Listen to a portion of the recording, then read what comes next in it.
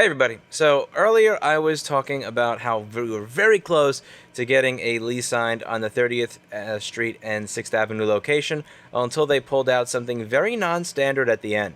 So they said, oh yeah, you're going to wind up signing the lease, you're going to pay the first month, you're going to give the deposit of 3 months of course, the last 3 months of rent, then you're going to do the construction, you're going to have the demolition code. I'm like, what? Huh? Okay, hold on there, because anytime somebody is kind of rushing through what they're saying and saying it in a very monotone voice and nothing's changing throughout, you can guarantee that you're probably getting screwed because they're hoping that you're going to be conditioned to find this boring from when your third grade teacher was reciting the name of every single president and making you memorize it. So you're probably not listening to this, which means I could put in as much shit as I want and you're not going to notice.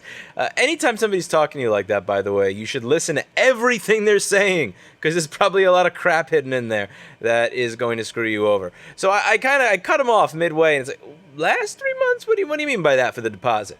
And that's when he said, oh yeah, so the end of the lease is going to be the highest price, because of the 3% increase per year. So we're basing the 3-month deposit not based on what the 3 months of rent is in the beginning, but at the end. But that's totally standard. It's, that's normal. Everybody's going to do that.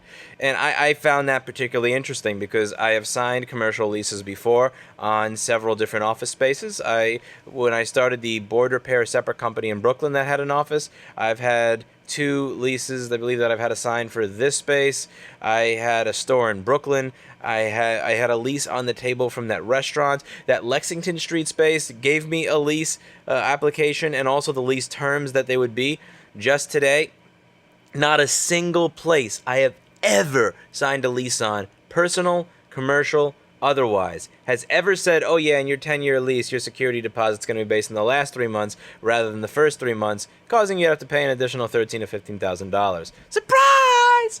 But here they are. And that kind of ticked me off. And I think I understand why it happened. And I'd like to talk about that a little bit.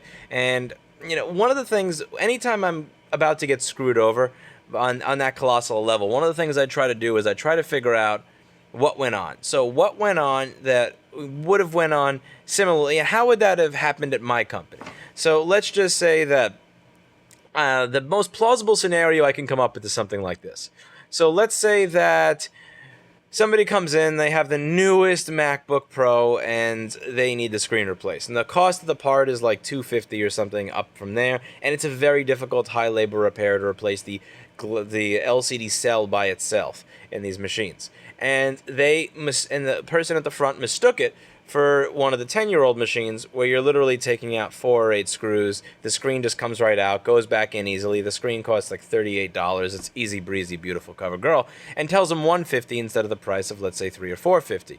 And I think everything's going well. I look at the price, I see the model, I look, what? I do a double take. I rip the receptionist a new one, and then, what the F did you... No, I don't care what happens. You are going to make sure that this part, that we do not lose money on this, and that they pay at the very least for the part. So this could go a number of different ways. If they're honest, they can call up and say, listen, I'm sorry, we made a serious mistake here. I thought that this was an A1181. It's actually an A1989. I'm so sorry.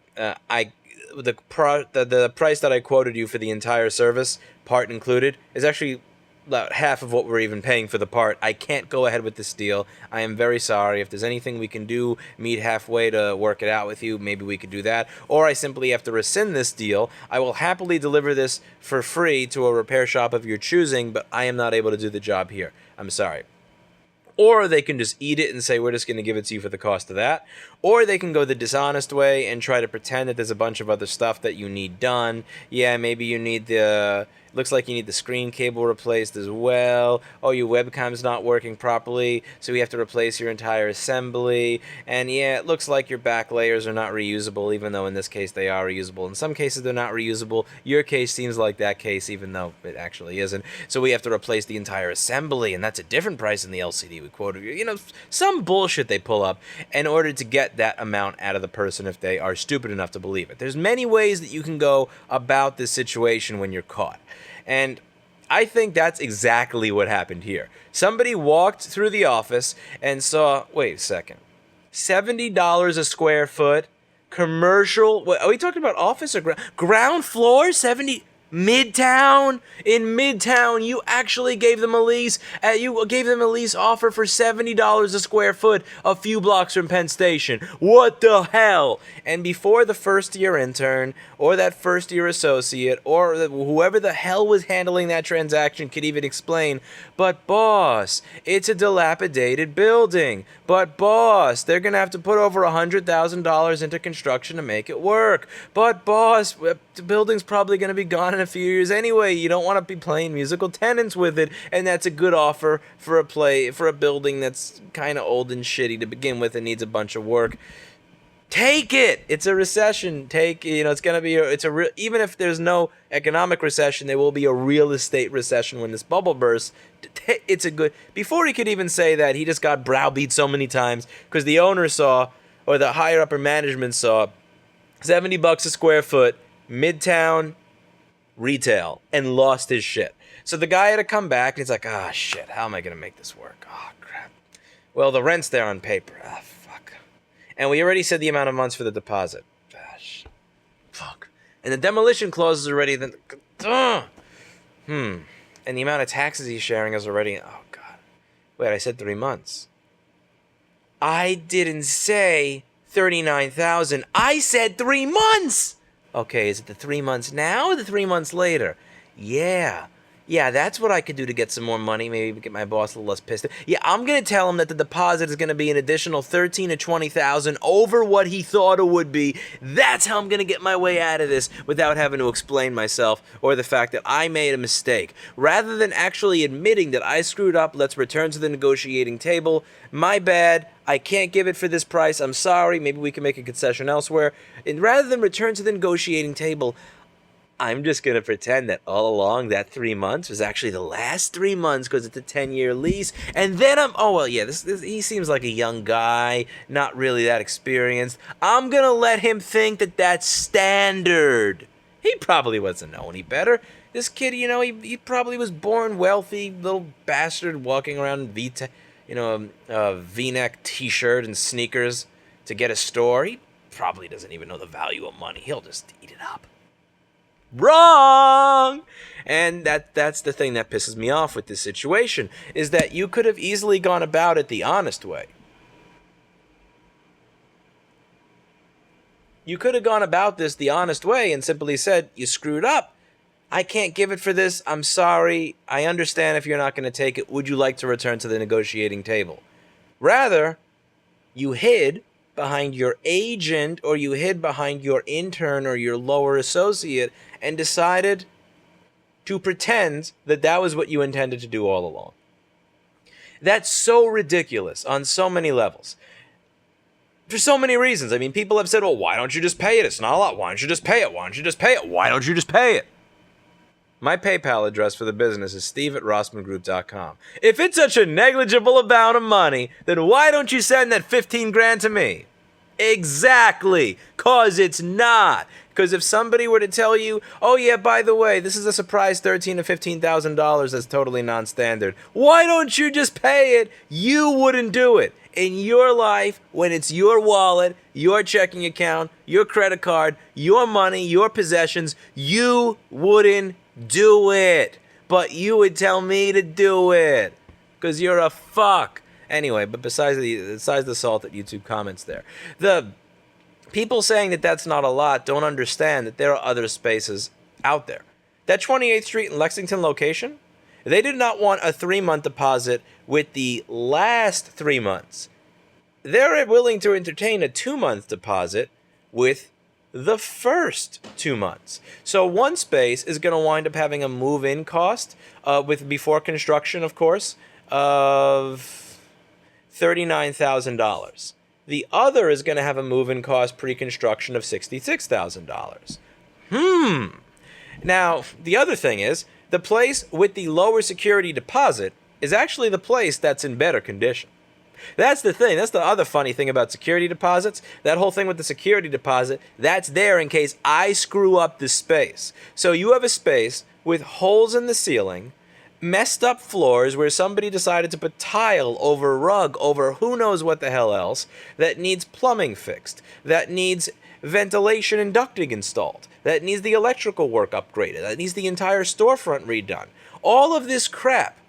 And you want to charge me a larger deposit than the place that's practically effing turnkey.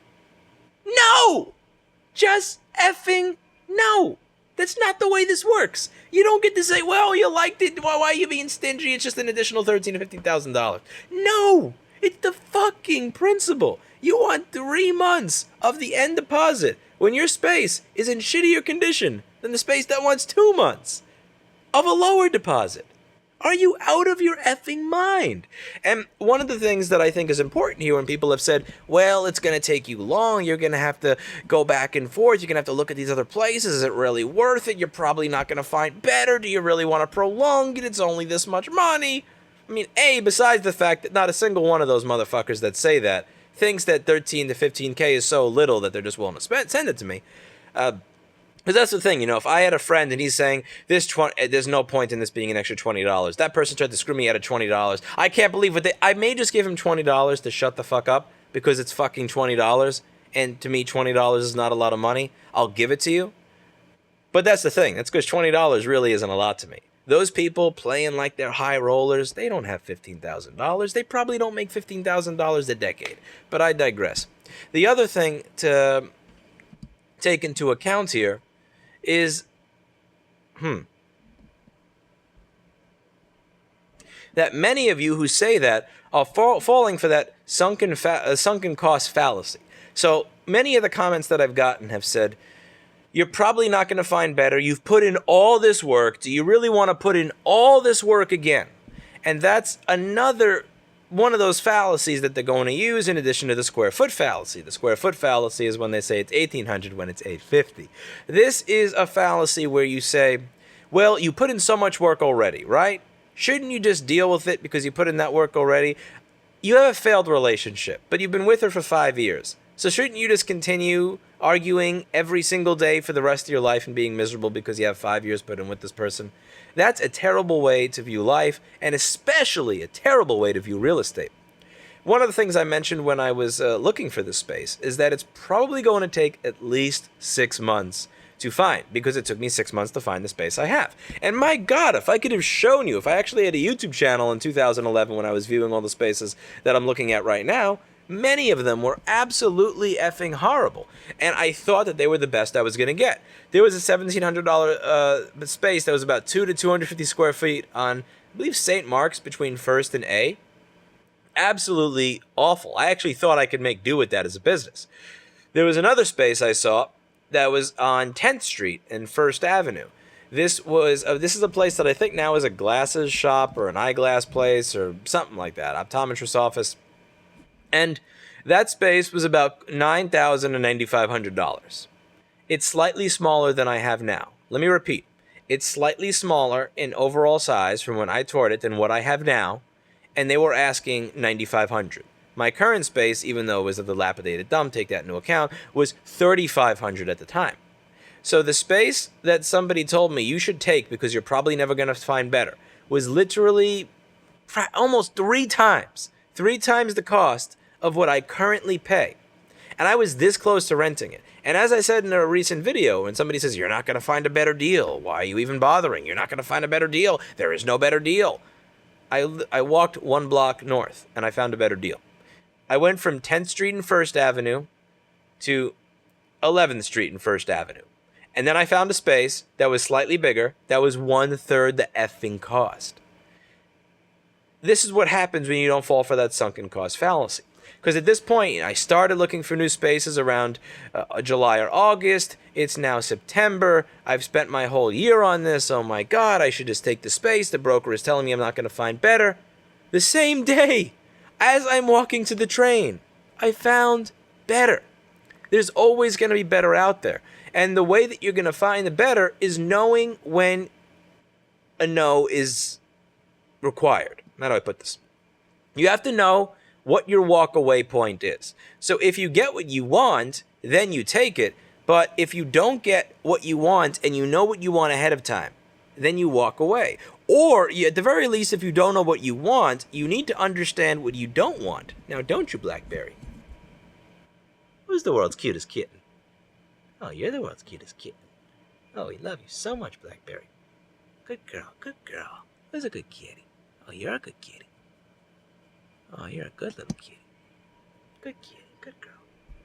Anyway, you need to know what it is that you find ridiculous. So with the restaurant, that was very easy for me. What I found ridiculous was, oh, you mean I need to spend months cleaning out all this crap in your space and putting all this into it, and you're willing to offer a 0-month concession? Bye.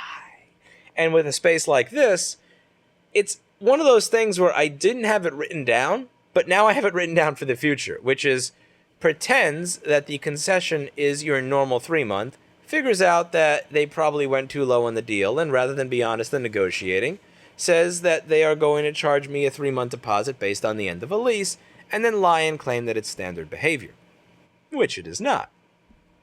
That is something that I know immediately is something that I should walk away from. Immediately. Walk away, because it's ridiculous, because they're not bargaining or negotiating in good faith anymore. I've spoken to several other brokers about this today on other spaces that I was considering putting in offers for, and also the Lexington Street space. And when I tell them, oh, so that 2-month deposit, is that the first 2 months of the lease or the 2 last months of the lease? They didn't even specify. They said, what are you talking about? What do you mean? One of them actually called me instead of texting me back to go, what do you mean which month of the lease it is? Because it is that non-standard. It is so non-standard that rather than answer the question, they react to me as if I'm being ridiculous by even asking, which tells me everything I need to know about the fact that somebody would tell me that that's standard. Now, some people would say, well, it's just this small $13K. And some of those people may actually be people that actually make $13K in a year, unlike everybody who is leaving YouTube comments regarding $13K being nothing. But when you say that, you have to understand that this is on the security deposit. And the security deposit is something that, if you're familiar with Manhattan commercial real estate, can be very difficult to get back. You will have very petty landlords. I'm talking the type of petty where, they see that I hung an acoustic panel on the wall, and I drilled one nail into the wall to hang the acoustic panel. They're going to say, oh, you didn't return the space in the same condition that we gave it to you. I value that at half your security deposit, which you're not now getting back. Have fun in court. And you may think that that's petty. You may think that that's petty-ass shit that you wouldn't expect to see. You know who I expect to see it from? People who lie about shit like a security deposit rather than actually come back to the table and admit that they fucked up while trying to do a deal. That's exactly who I expect it from. And I've had cases where I had a fight to get my security deposit back. I've also had times where I just didn't have the time to duke it out in court with somebody who was being a bullshitter. So it's like, okay, cool. I'm just going to stay here an extra 2 or 3 months because I know there's a 4-month wait to get into court anyway. So you want to be a greedy prick, you're going to get it back one way or the other. You're going to deal with it one way or the other. And I would not be surprised at all if after doing all this work, they say some ridiculous shit and I don't get my deposit back.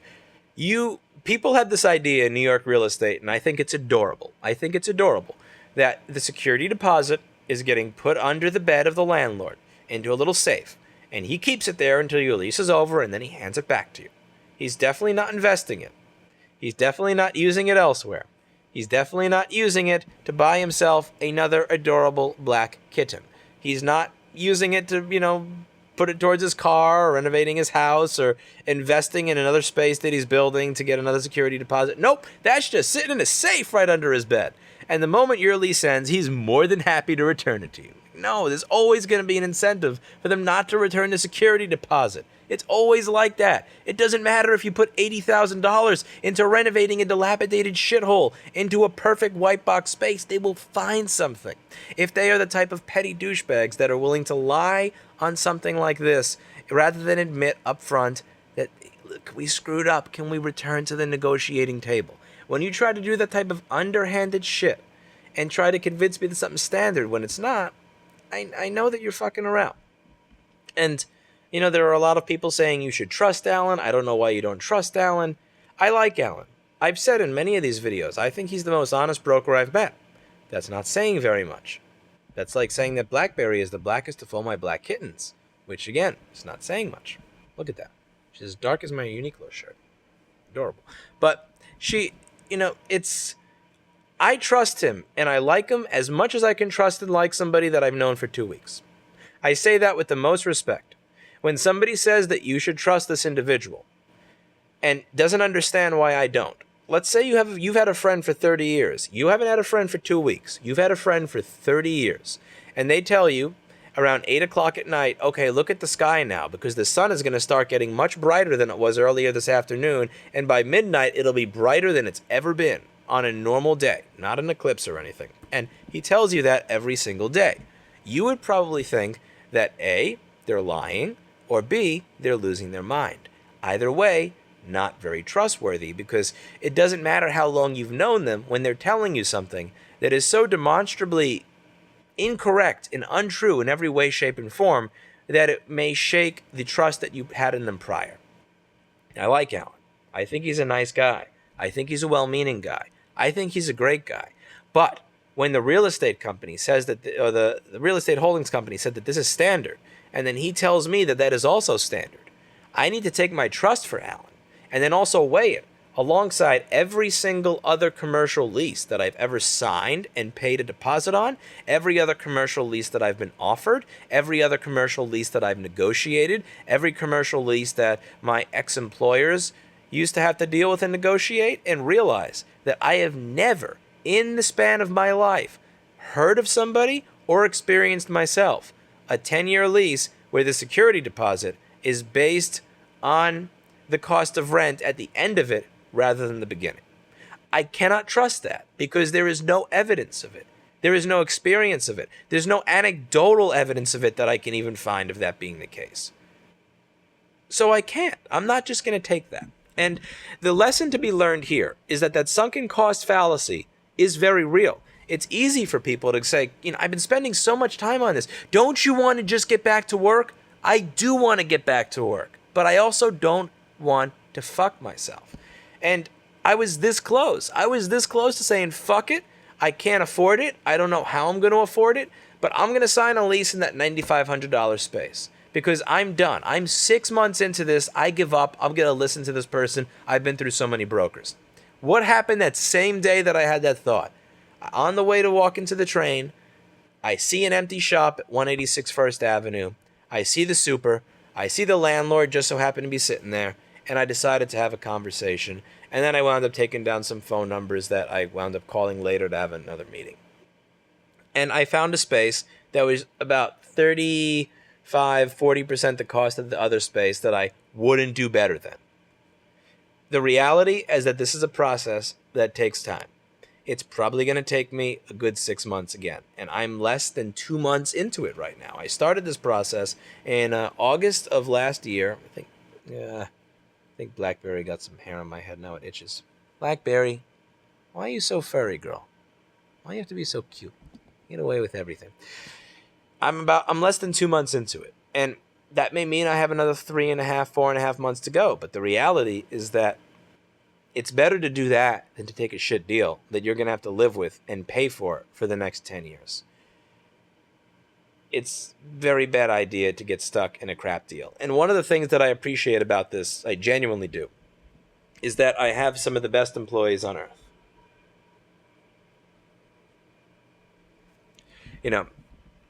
They're willing to wait in spite of the fact that the space is full. And, Steve came up to me today and said, even though this space is full and uncomfortable, I just want to be clear. I don't hate working here. And even though we may joke, I'm not uncomfortable working here, and I'm happy to stay here as long as necessary.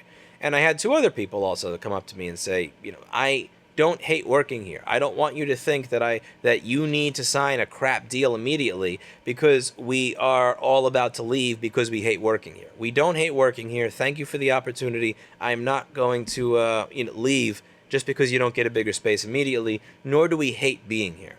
And we would tell you if we did. And I really appreciate that because I didn't even ask it of them. I think maybe they simply saw the amount of stress that this entire process was causing and decided to let me know that just because they're, nice people. The same way that this kitty is a good kitty. But the point is that, good girl, Blackberry, good girl, is that it puts me in a better bargaining position because I don't need to move. I would like to move. I think I could expand my business better if I move. I think that we would streamline our operations, be neater. It would be easier to find things. It would be less stressful if we move. But I don't need to. I can walk away anytime I want. And if they say, well, we're not budging, this is our line that we set in the sand, I don't care about the sunken cost fallacy. I don't care about the 2 hours I spent there. I don't care about the hour I spent spitballing construction costs and drawing up how I want everything to go. All of that I'm willing to throw out the window immediately because I know I'm getting fucked. And I know I'm getting fucked because other spaces are not asking for the shit that your space is asking for in terms of deposit, when other spaces themselves are actually in better turnkey condition than yours. So there's no need for me to be impatient. I can wait it out. And if honestly, the way this is looking, even if the economy does very well over the next year, even if it doesn't crash because of too much free money, easy money over the past 10 years, even if the tariffs don't do anything bad, this real estate bubble, especially in places like New York City, where you have this ridiculous oversupply of retail spaces and lack of demand from everybody leaving the city, this is going to burst. And when it bursts, the people who are going to be best fit to take advantage are the businesses that are not run off of investor money or financing, and also the people who run sustainable, profitable businesses in the area that don't care if there's an economic boom or bust, with businesses that are not based on it being an economic boom or bust, businesses that don't have to care because they're not luxury-based businesses. This is not a restaurant. This is not a travel agency. This is not a tourist destination. This is the thing that you use for work. You need it to work. Do you want it to work affordably or not? And I can make it work again, and so can BlackBerry. So I don't understand why people think that I should act as if my back is up against a wall, when the very opposite is true. If they don't rent this property in the next 3 to 6 months, they will be renting it at 60% what my offer to them is, or they will be leaving it empty for a very long time. And the way that politics is moving in large cities, whether or not you are right-wing or left-wing, I don't care. With the way that politics are moving in these cities, the likelihood that you are going to have to now pay a tax on your vacant storefront if you choose to keep it vacant when you have people who want to rent it at reasonable rates, that is going up. The amount of money people are willing to spend on these spaces, that is going down. I'm fine where I am, but your position is one that is getting considerably worse the more that you wait. So I'm not acting like I'm in a rush.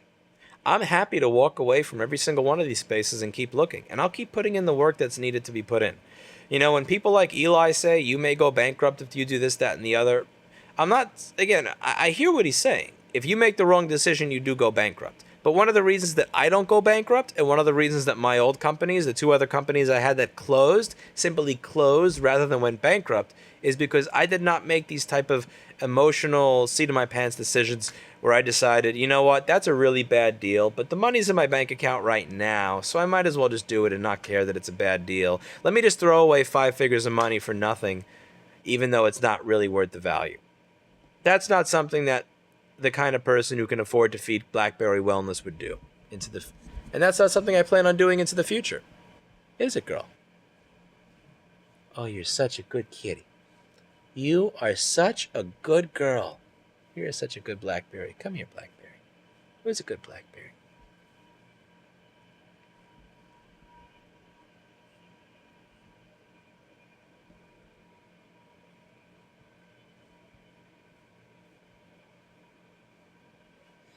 BlackBerry?